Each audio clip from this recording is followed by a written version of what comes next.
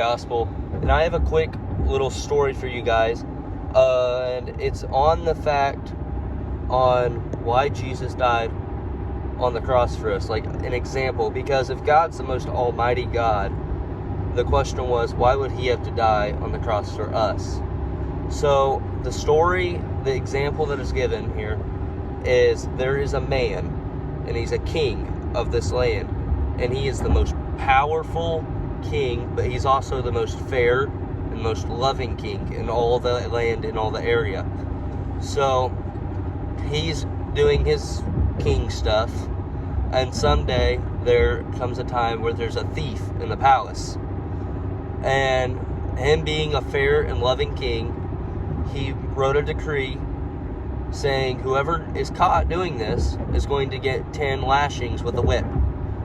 So this thief saw the stuff and he kept doing it until the very next day or week or whenever the king put out another decree, because he was still getting stolen from.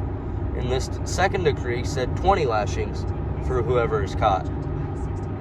And it goes on, and another week goes by, and it's still stealing from them. So he goes 30 lashings, and he does it another time, and it ends up being 40 lashings with a whip.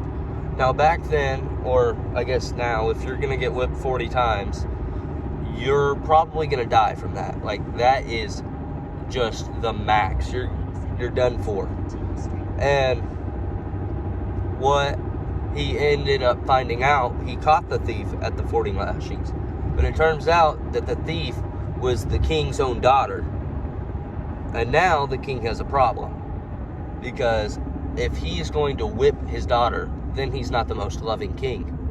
But if he just lets his daughter end up with this punishment, then he's not the most fair king. That she was going to get whipped, he had to do it. So he got her out there and gathered up all the kingdom for this, and the executioner was there, and he ripped the back of her shirt to get whipped, and he raised his whip up, and he was getting ready to do it, but then the king yells, "Stop!"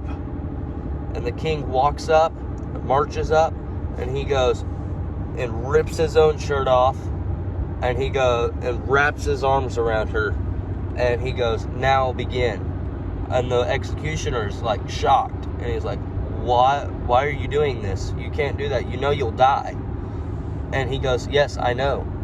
But in doing this, I'm still being fair, because the price is still being paid. And in doing this, I'm also being loving, taking care of my people and my daughter." And the way that we're trying to get this to tie in with why Jesus died is because there is a price that has to be paid for our sin. And Jesus came and he interceded for it, because the price had to be paid no matter what. And the king, he died that day, but he still died the most fair and the most loving king in all the land. And he took care of his people and his daughter. And I just wanted to share that video, or that thought and that story with you guys. So hope you have a good night. See y'all.